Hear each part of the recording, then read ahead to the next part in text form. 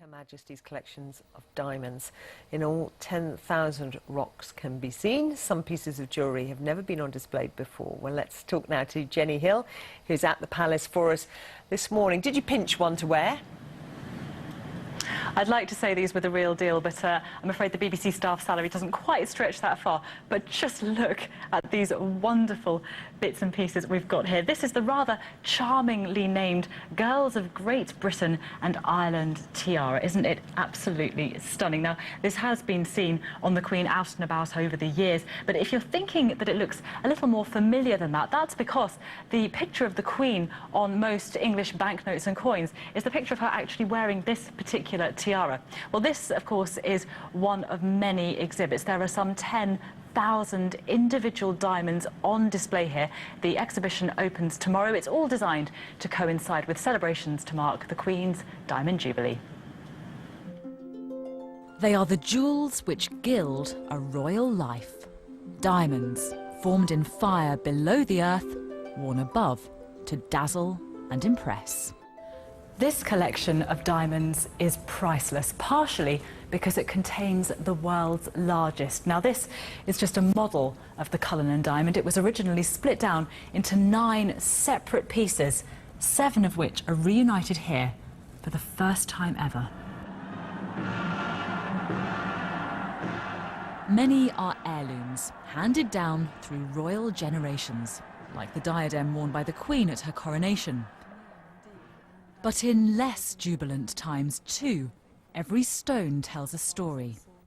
The colourless diamond is also worn in mourning. This is a wonderful thing. This is Queen Victoria's small diamond crown, a jewel commissioned after the death of Prince Albert.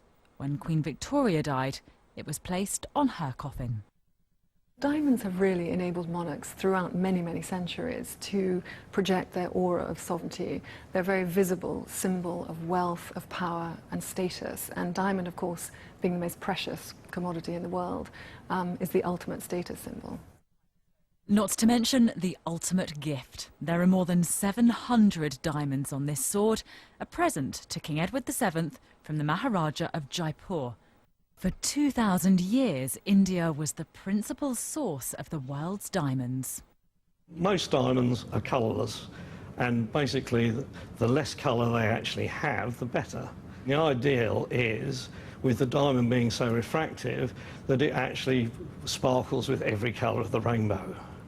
And so you have all the virtues of all the gems born within the diamond.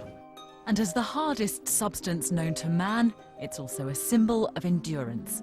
Not just a jewel for a jubilee, but a sparkle that shines on through the centuries.